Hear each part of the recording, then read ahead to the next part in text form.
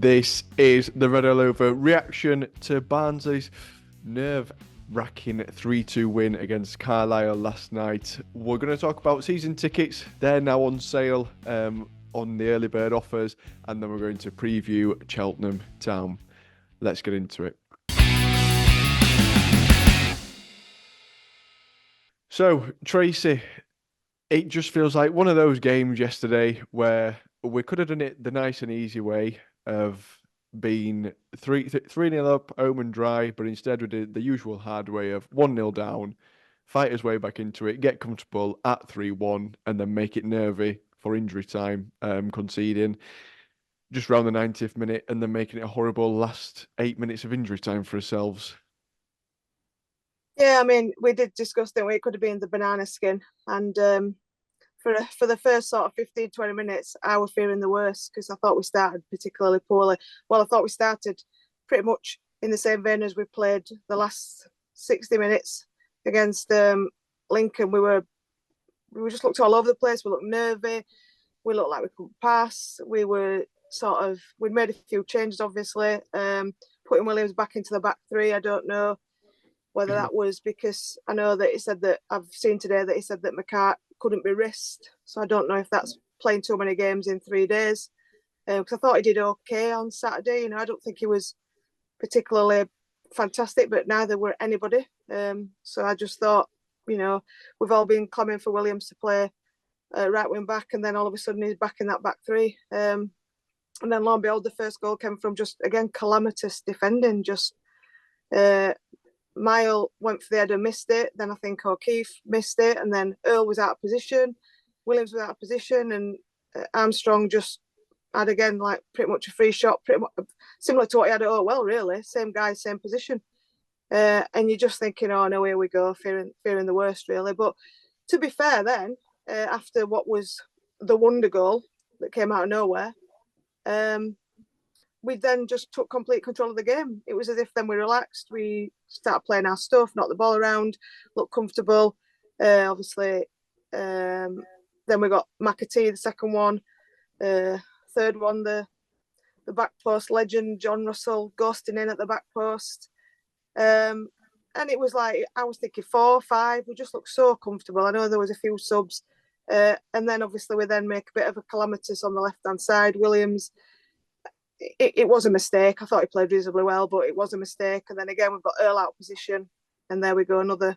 And then we're hanging on again, aren't we? So you're thinking, you know, last, what was it? Maybe a few minutes plus injury time. And you're thinking, oh, God, here we go. And then you're watching all the other results flying in. You know, Bolton 4, Bolton 5, Portsmouth. And you're just thinking, oh, here we go. But we hung on. And at the end, I think we deserved the victory because we were a far better team, which we should have been, because, you know, they are, although they've started scoring, they have not been good all season.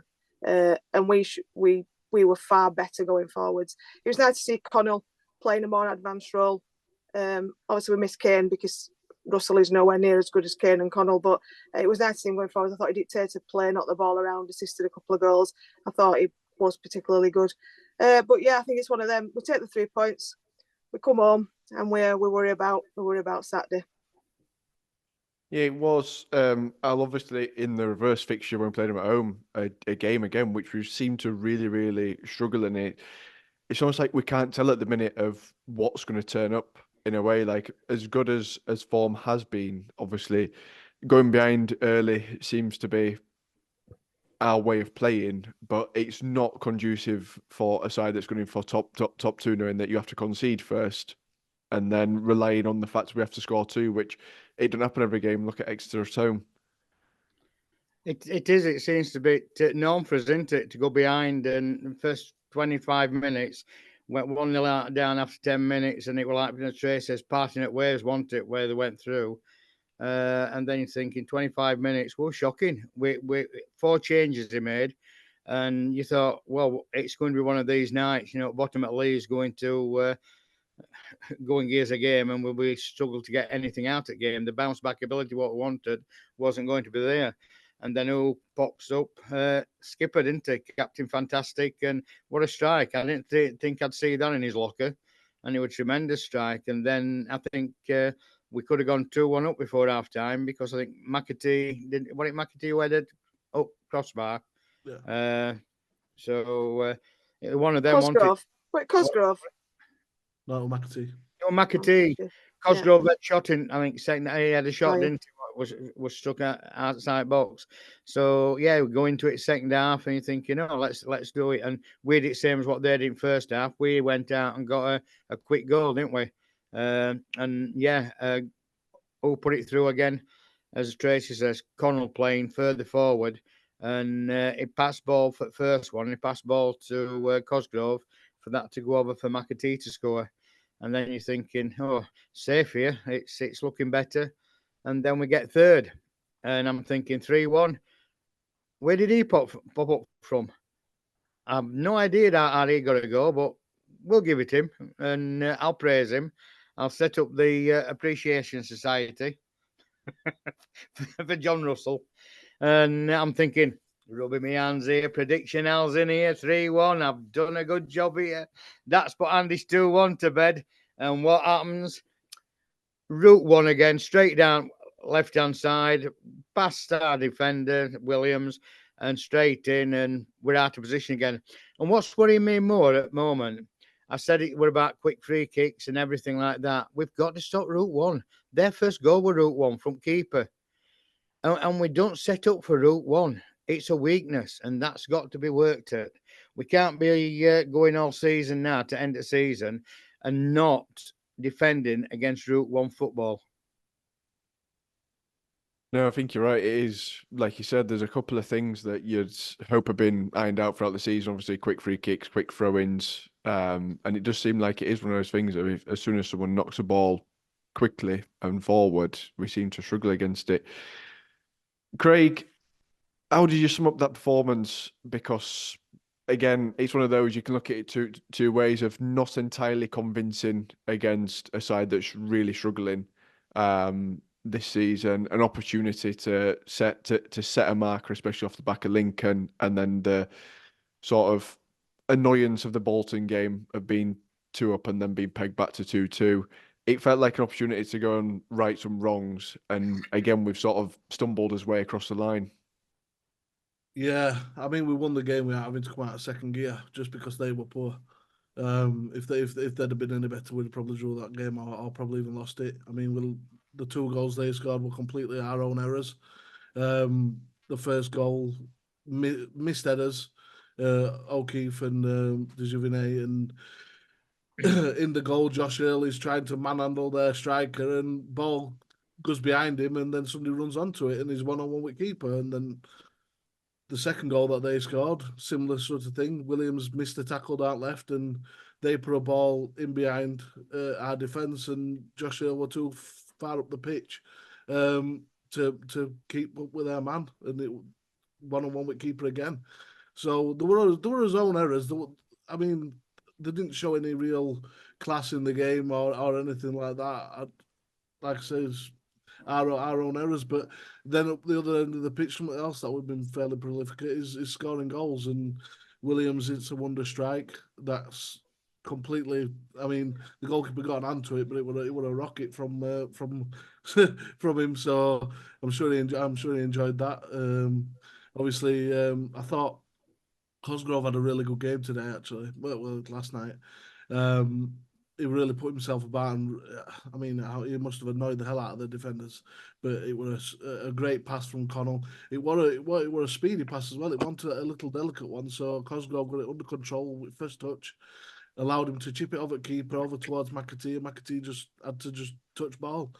So obviously, and 2-1 up, so we're all like, this is all right then.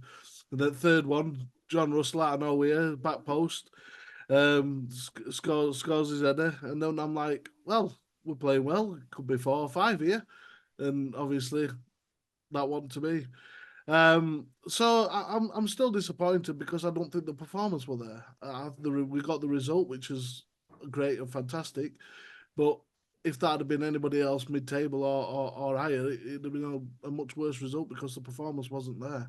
There were little spells where we looked good, but I mean, the diabolical defending it's going to cost us in a big game soon if we don't get it sorted out. So obviously, hearing news that Pines is probably out, could possibly be for the rest of the season, or at least a large chunk of it.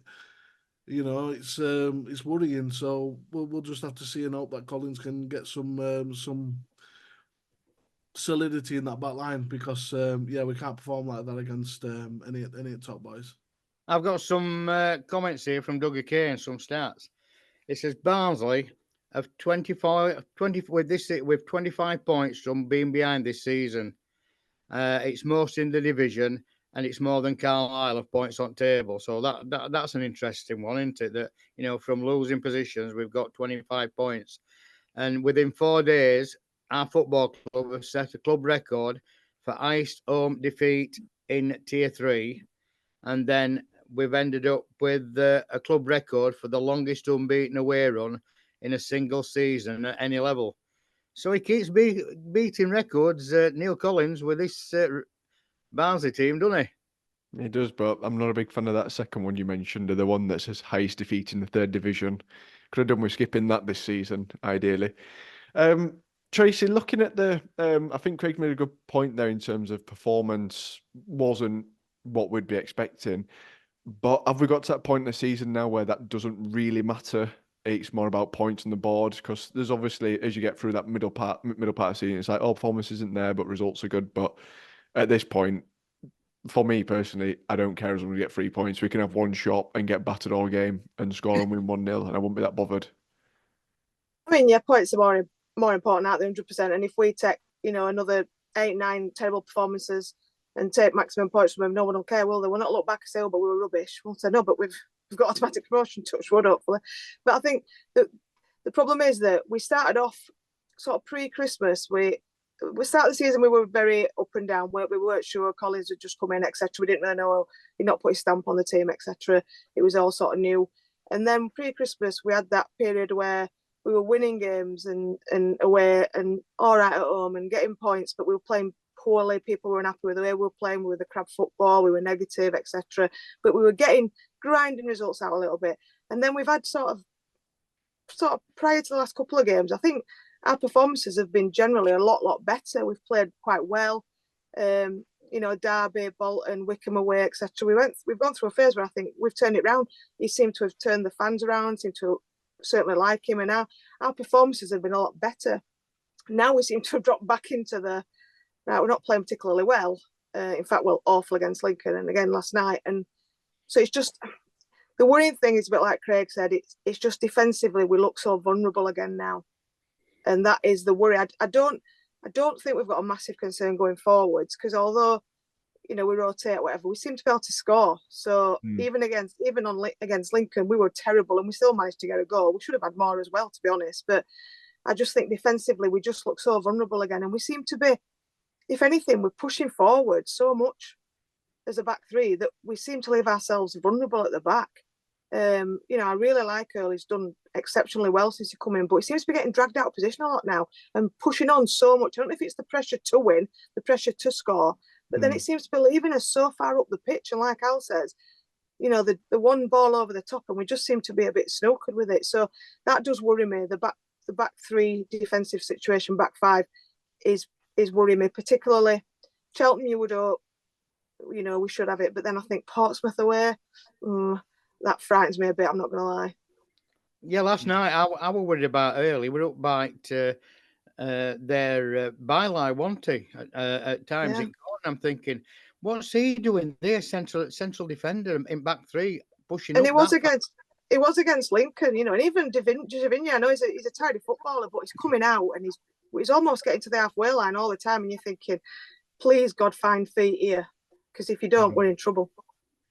There seems to be some sort of like adaptation recently, because when you look back to the Bolton game, when De Giovanni's on edge of their box, pressing their striker, their centre mid from a goal kick that have been passed out, it seems like some sort of tweak to the tactical style, which it works in some sense. Obviously, against Bolton it did, but then in another sense, it's just really easy if someone just knocks it long. When you're short at the back, it's a tricky one. What's your thoughts on it, Craig? Obviously, because it seems like that tweak of the centre halves going forward, it is a bit of a nature with three at the back anyway, that your left and right side centre halves will move forward and leave it sort of as a two, as you would with four at the back with full backs.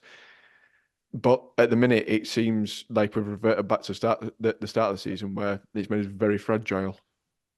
Yeah, it's a style that Sheffield United made famous, wasn't it? Really, under I forgot his name. What's his name? Chris Wilder. Chris Chris Wilder. That's Wilder. it. Yeah, it's I mean, they made it famous, and I think you need to do that in a back three because, as we've seen, a large majority of games, especially at the start and in the middle of the season, we didn't allow that, and they had to stay back, and we've found it tremendously hard to get forward because we were just being outnumbered by every team that were defending against us. So it comes with jeopardy. But sometimes you've got to do that. I mean, that's how Williams got his goal because he went forward. You know, Josh Earl's been brilliant, and like I said, this is just one game where we've been massively caught out by it. You know, and I think there were a fair few changes in that back line last night as well. Killip in goal. I mean, normally we've got Roberts who's come steaming out and cleans everything up. Having a different keeper behind you makes you play different. He might not come out for someone that Roberts probably would have come out for. So, but I think the majority of them changes were made just for fitness reasons. We needed to freshen some legs up. We know we've got some big boys coming up. You know. So Kane's obviously got his 2-game ban. But I'd like to see a bit more of Conor Grant because I think that when he has come on, he's shown that he can play. He can play football. He's really slick with the ball at his feet. He seems to maneuver really, really slickly. Be able to hold off defenders. Be able to pass brilliantly as well. So I think at the last night's team, I think I'd have preferred to see Luke Connell stay where he plays, you know your role sort of thing, and let Conor Grant play. I think I would have preferred that, but him being in on loan and not being a permanent signing, I think led us to let Russell play. So, but yeah, it's just in a back three, you've got to be able to create numbers going forward, and you can only do that by allowing defenders to go forward. But we just need to get better at it.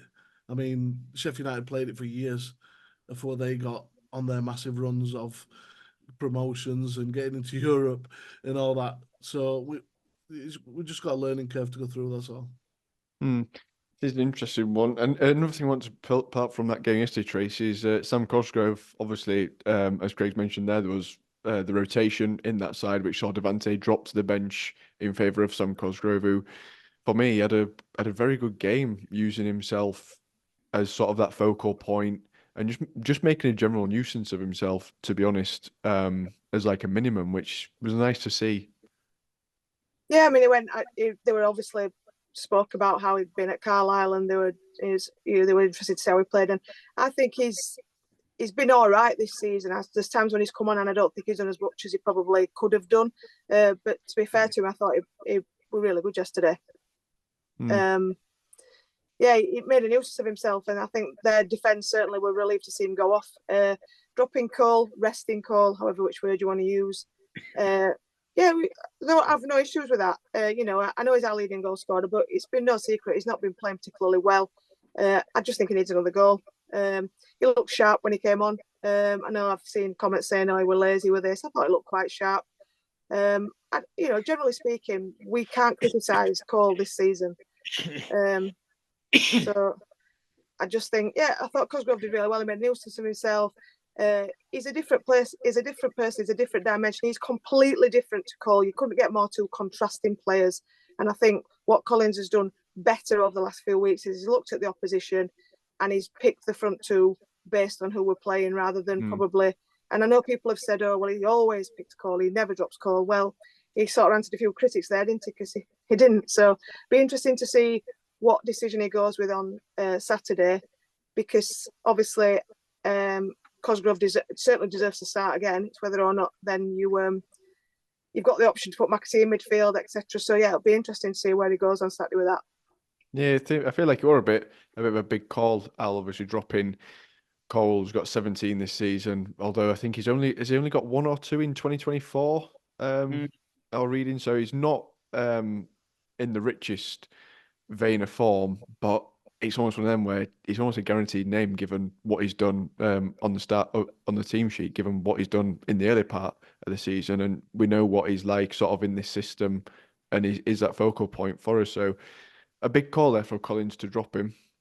It was a big call, wasn't it? Because he's going for golden boot in League One, isn't he?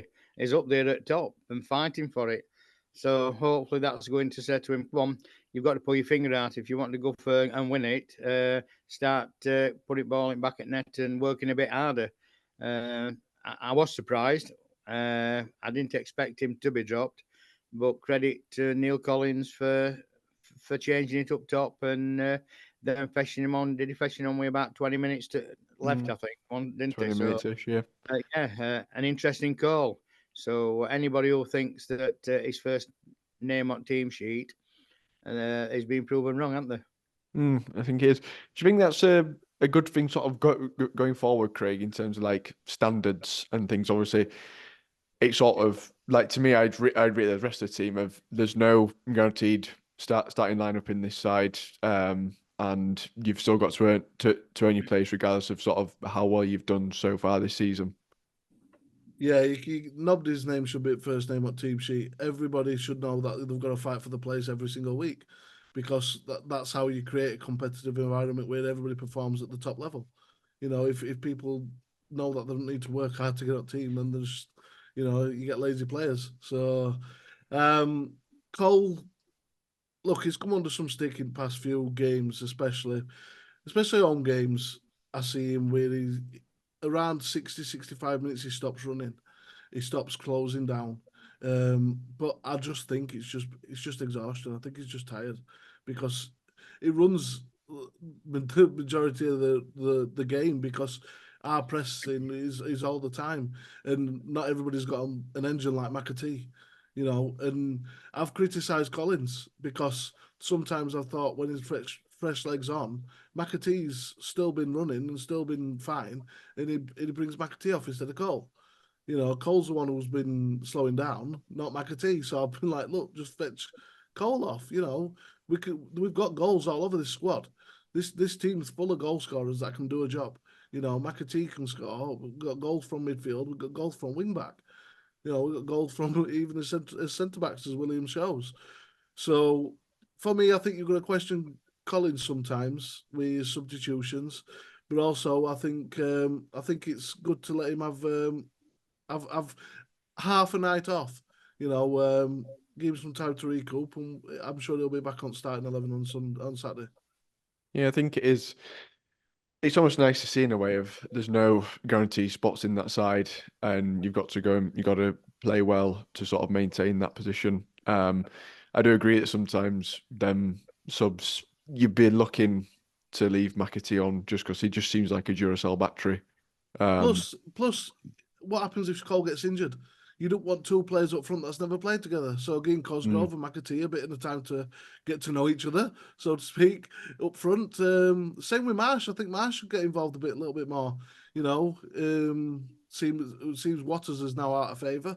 I mean, I don't think I've seen him play for a long time. He's playing for 21s as we speak, I think, isn't he? Yeah, I think so. Birmingham. Yeah. So it's good to rotate players. And Robbie is playing tonight as well, his first game back.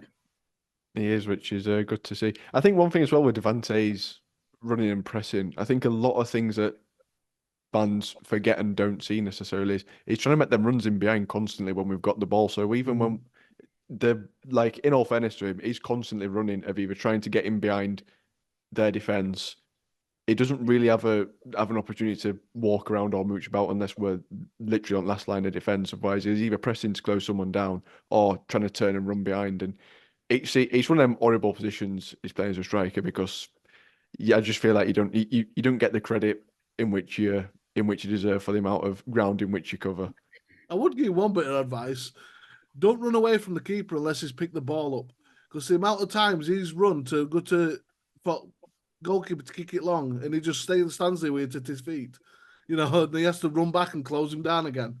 You know, wait till he's picked ball up and then run away. I'll be cheating them 5 yards as well. I'm with the banter on that one. I'll be cheating that every now and again. Right, that's Carlisle covered. We're going to quickly talk about season tickets as they came on sale today. And are we right in saying, Al, it's the first time they've increased since 2017? It's the second time since 2017 that there's been a season ticket increase. The rewarding season ticket holders who's had them for the last 3 years, 2021, 22, 22, 23, 23, 24. There's 2 early bird prices, and the ones for who's had season tickets for the last 3 seasons, you're getting £20 knocked off. I think that's what you're getting. You get a bit of discount. And also what they're doing is last season it was you could pay interest free for 3 months, and now it's interest free for 4 months. So it's from 13th of March, and early bird finishes at 5 p.m. on Thursday, 25th of April. So it look for youngsters from £10 to £29. It's a fair nearly 200% increase. And I think for everybody else, it's around about 12-13% increase on last season's prices. Oh, look at that Excel there from you, putting out percentages there of monetary value. Didn't see that coming there, Al. Tracy, obviously, I always find it a difficult one when these pricings come out, especially given like the context of everything at the minute. Because on the one hand, everything's gone up in terms of value and price for the club, and the club obviously needs to increase the prices to recoup that. And then on the other side, you've got fans and supporters who are suffering from the same issues in terms of the cost of living and everything rising. It's sort of trying to strike that balance of not being too expensive and still affordable, and also not trying to rip people off at the same time. I feel like it's a tricky one for the club to get right. And obviously, given the last few seasons where we've not had an increase in season ticket prices, I just find it a difficult one where I feel like there's no right answer, or there's no way in which the club can please everybody in these circumstances.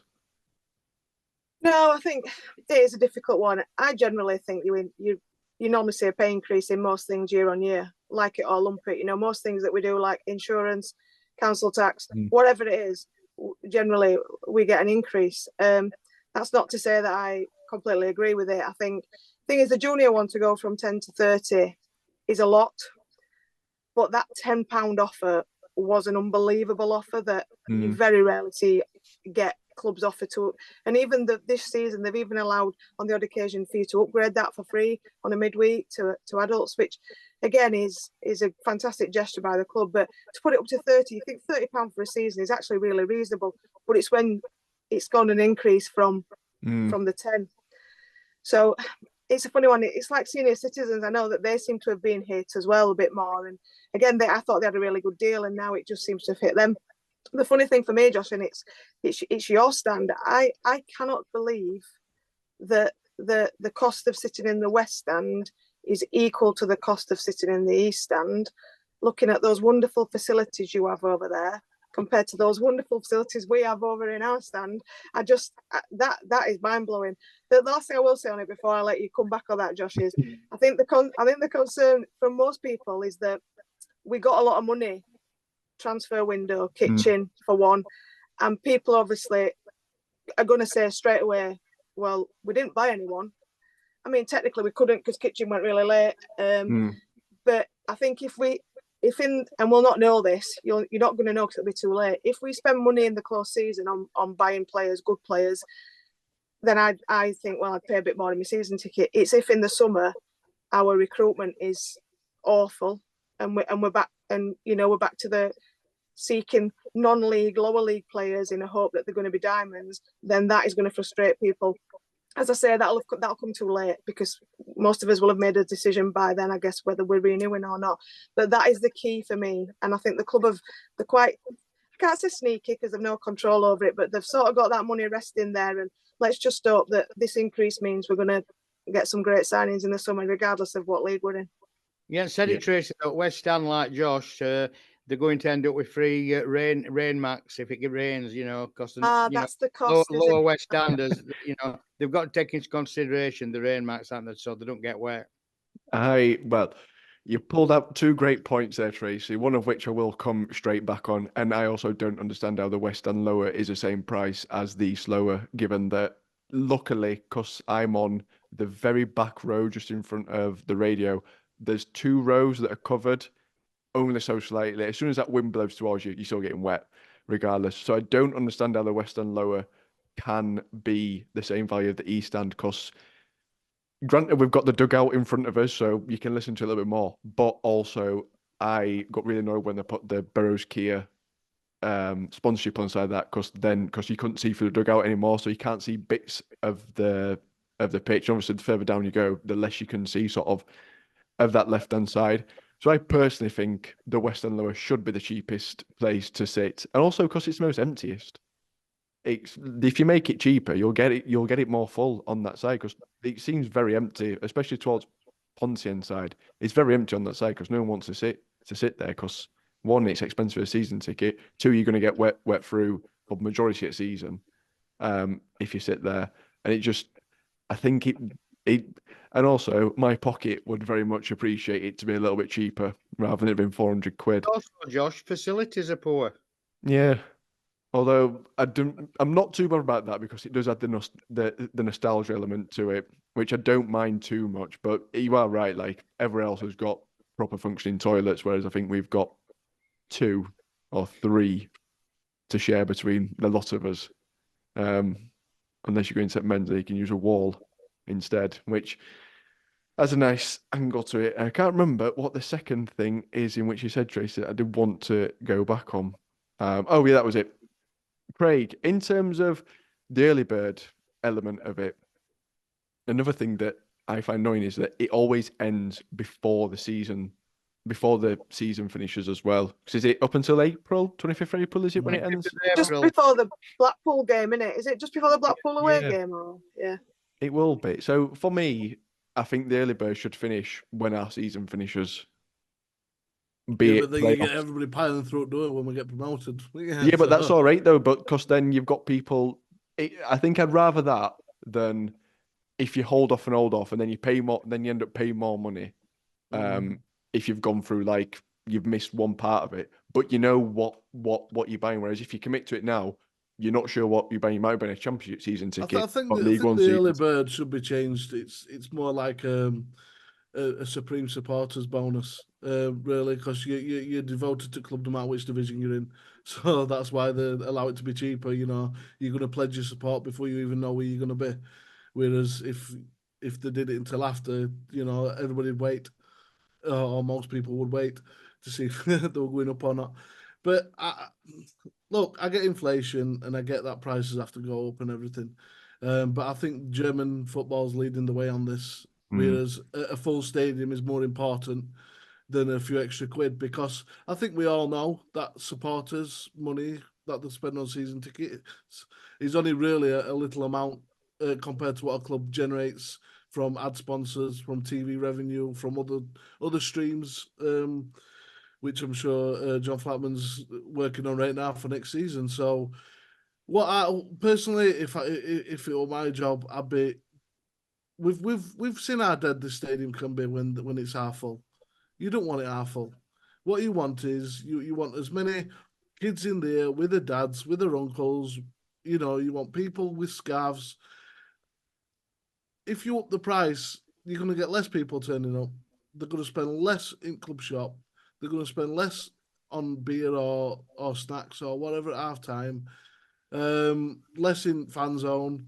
You know, especially with the fact is, if we were guaranteed, well, if we're in a good position to get promotion, I could understand it, because at least then we're getting a better product next season than this if we knew we were going up, but we're not. We don't know what's happening yet. So people are just going to see, I'm going to be spending, especially families, a 4+. They're looking at an extra 100+ on their season tickets. So they're going to see, and they're going to be like, right, so we're going to spend an extra £100+ for us all to go to games of football next season. And it's going to be the same stuff that we watched this season, but we're going to be spending more for it. So I don't know. It's a difficult thing to judge, but I just think that stadium's going to be a bit emptier next season if we don't get promoted. I think, I mean, you're definitely right in terms of the German clubs. I think, is it Bayern Munich? £130 or something. Yeah, and I for a think season ticket I think it at was the their Allianz chairman. Arena, and same with Dortmund. They're the same. But it's not just that the infrastructure in German football. I mean, they're mandated by their leagues that they've got to put so much money into infrastructure, which is why they've all got top class training facilities, top class stadiums. All the stadiums are full enough, especially in top league. So we should definitely learn a lesson from Well, we've them. lost revenue this year, haven't we? Because we've not been on TV. We've not had TV revenue. Championship gets more money than what we have. So, Well, yeah, it's worth £8 million, isn't it? Promotion. Yeah, and Worth end 8 of the million. day, it's a business, so you've got to try and balance somehow. Or, But the thing is, I just think by adding the extra money that you've added onto the season tickets, people are just going to spend that much less at the club, in the shops. If there's less people to buy things, then there's less money going to be coming in. So you might have made some more money by upping the prices, but by having less fans in the stadium, you're going to be selling less products. So Yeah, I think it's like with one hand you're going to be cash in, and with the other you're going to be cash out. So it evens itself out, but at the end of it, you're left with a stadium with half as many people as what were in it before.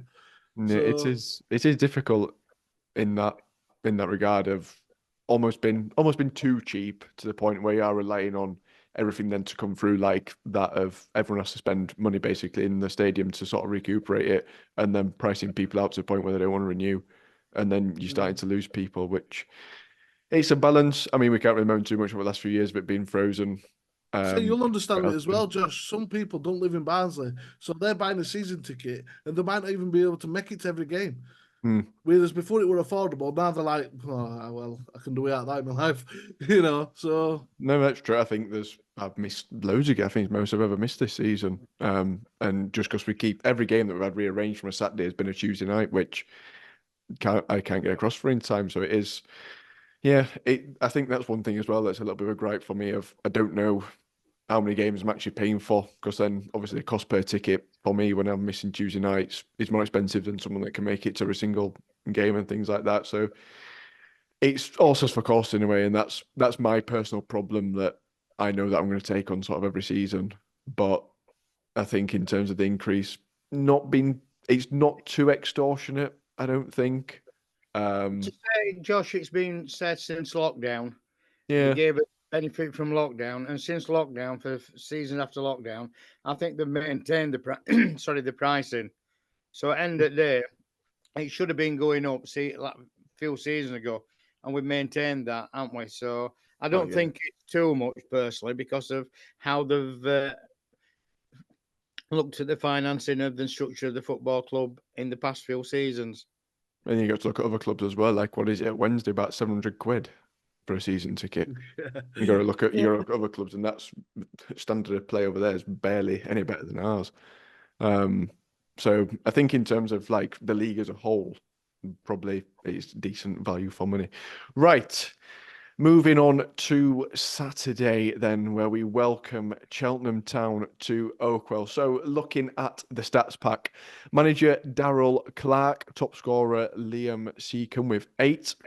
Also, at the same time, probably their key player as well. Form 2 losses, a draw, a loss, and a win. So, 3 losses in the last 5, and their win came against Port Vale in a 3-2 win. Sat 21st in the league, and formation-wise, seems like the flick between 3-5-2 and 3-4-1-2, which more or less stays the same in terms of one dropping into the hole. Al, how do you feel about this one? Because again, it's got shades of Carlisle about it. But again, away from home against Cheltenham this season, we struggled. I think Liam Roberts made 2-3 really good saves to sort of scramble us the points. That's the thing, isn't it? We let teams come at us more, and I think we're only team. I have a lot of shots at us. Roberts has got every game has a lot of shots to contend with, haven't we?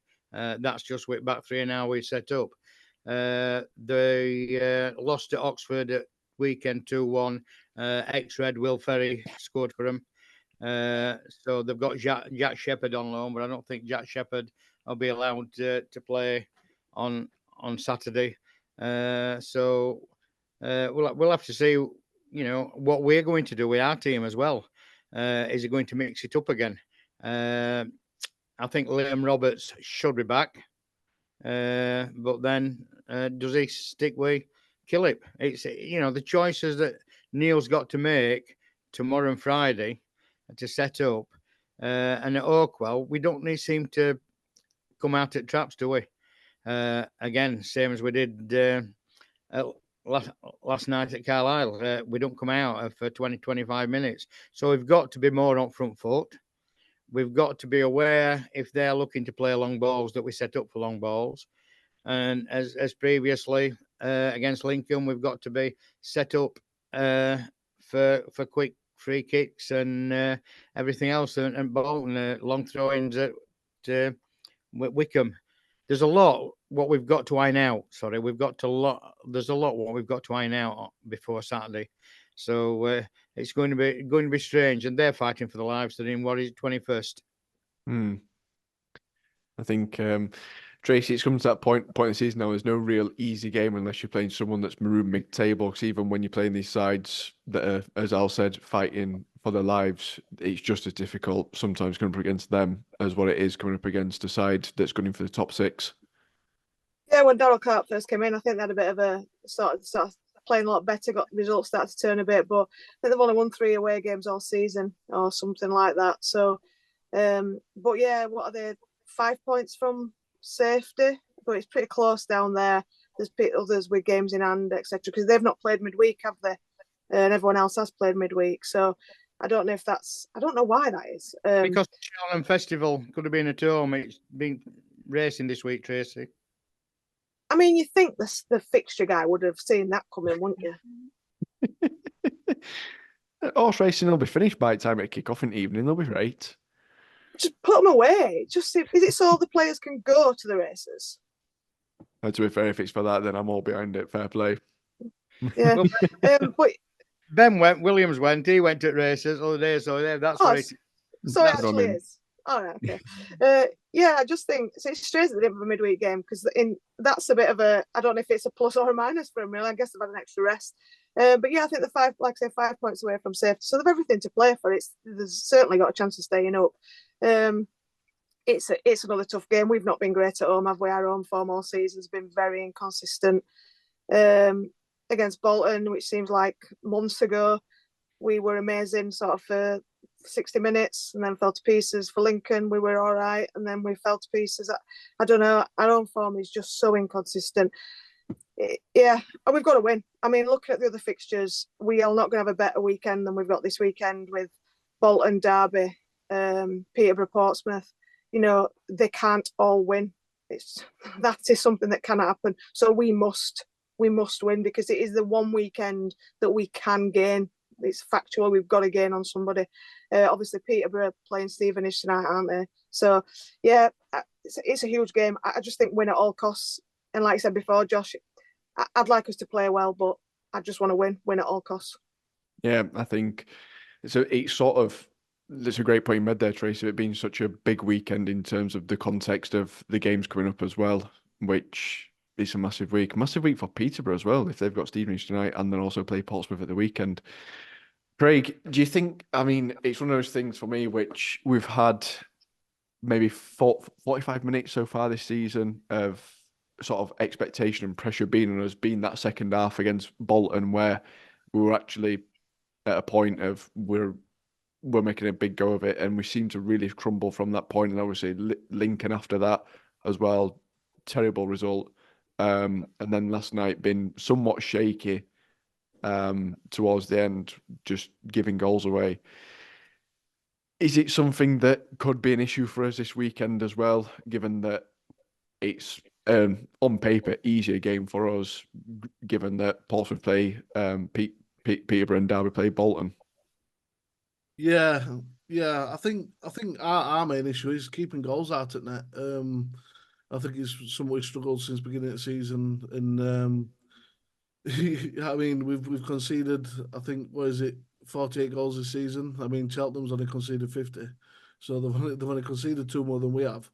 their problems at other end of pitch where they've only scored 30, which is second worst in league. So, but in January they've brought in Matty Taylor. You know, I think everybody knows who he is, and he's scored 4 in 7 for him. So if he's playing, I mean, he's a good player.